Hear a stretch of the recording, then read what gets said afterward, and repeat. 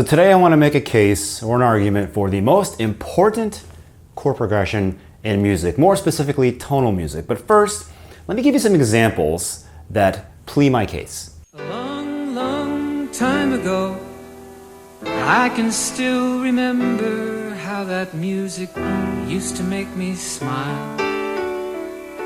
Hey Jude, don't make it bad. Take a sad song and make it better.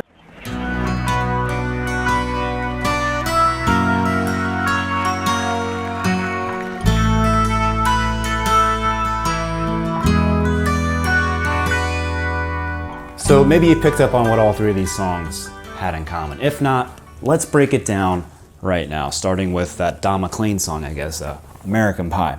So, iconic song, right? Bye bye, Miss American Pie. Just hanging out on the 1, 4, 5 chords of the key, G, C, and D. If you don't understand what any of that means, you're in the right place, because we're gonna go over 1, 4, 5, tonal harmony, and all that stuff using these songs. But at the very end, we hear some of the defining characteristics of today's video. This will be the day that I die.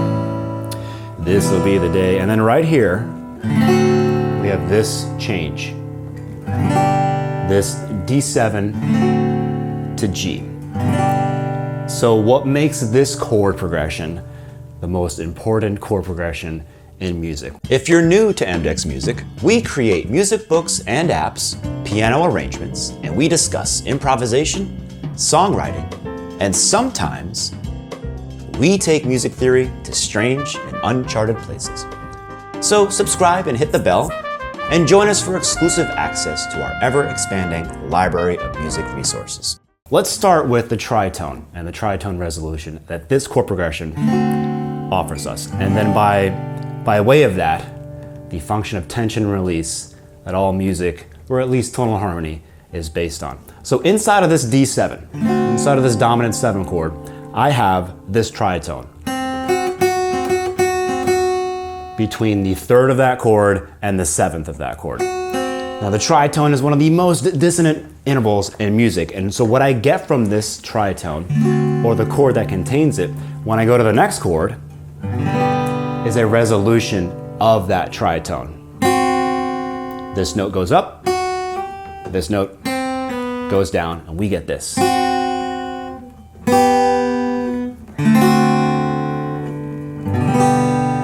So in that one progression, I've established a sort of a gravity or a home to the key that we're in. This establishment of a home or a center or a gravity to the song is the cornerstone of tonal harmony. Tonal harmony is basically understanding the key you're in, the chords available to you in that key, and how they relate to and from one another. So just with this one little small piece of information, D7 to G, I know we're in the key of G. That means I know that I can play G, C, and D all day long, the 1, 4, 5. I know the 2 is this, I know the 3 is that. I know I have all these chords available to us, G, A minor, B minor, C, D, E minor, and the 7 chord, F sharp diminished, not really used in a lot of popular music, but it's there. So with those limited pieces of information, D7 to G, I have our tonal center. So right about now, you're probably noticing, hey Adam, those other 2 songs didn't use D7 to G, so what are you going on about?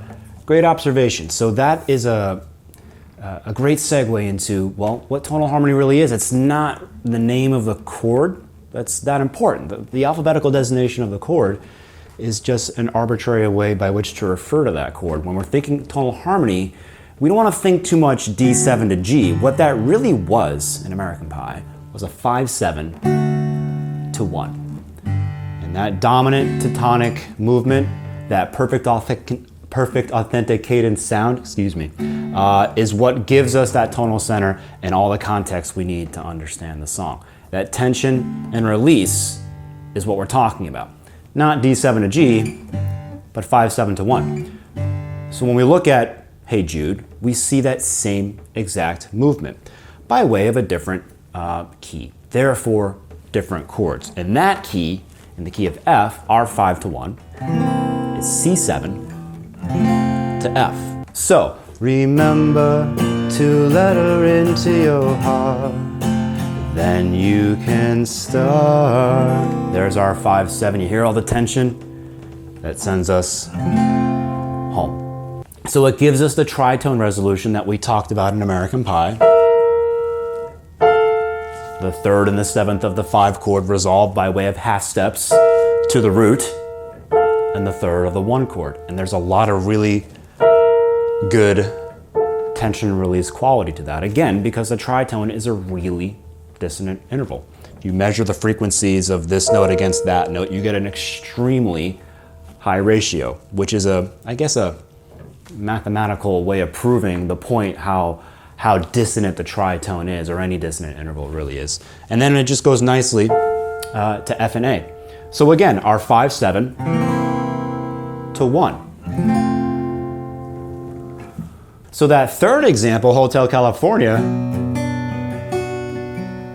offers us all the same attributes. Got the tritone resolution, got all the tension release functions that we talked about before. This one's in a minor key though.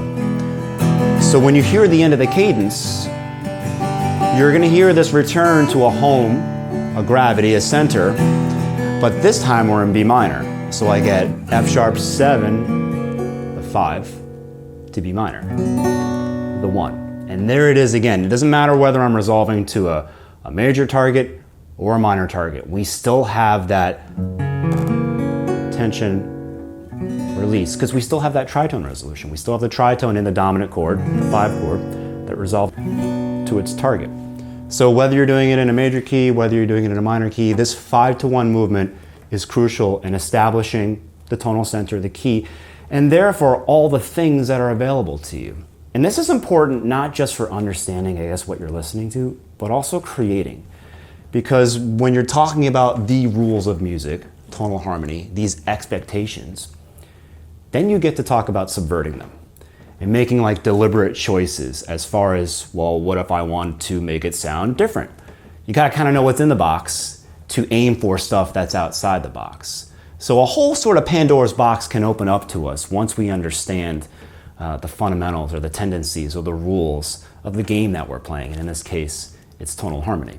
So something else that all 3 of these examples of an authentic cadence of 5-7 to 1 offer us is really sound bass movement. We've talked about in other videos what bass movement, what makes for good bass movement anyways, is movement by way of steps, whole steps or half steps, or fifths, up or down. And that's exactly what all 3 of these examples did for us. In the first example, in American Pie, we had the bass going from D to G. In our second example, we had that movement be C to F. So another movement of a fifth down. In that last example, we had F sharp to B, a fifth again. This time he's moving up to get to it. So it technically creates a fourth, but we still have that circle of fifths type movement, which is why, well, one of many reasons anyways, you're constantly hearing about the circle of fifths, right? You're inundated left and right on YouTube about the circle of fifths and its importance, and it's almost cliche at this point, but it's cliche for a reason. For this one purpose, even if it was for just this one purpose, even though you could use it for way more than that, if you knew the circle of fifths, you would understand all of your 5-1 movements in every key. So yet again, another reason to check out the circle of fifths. Memorize your circle of fifths and you'll know all of your authentic cadences in all keys. So is D7 to G the most important chord progression in the world?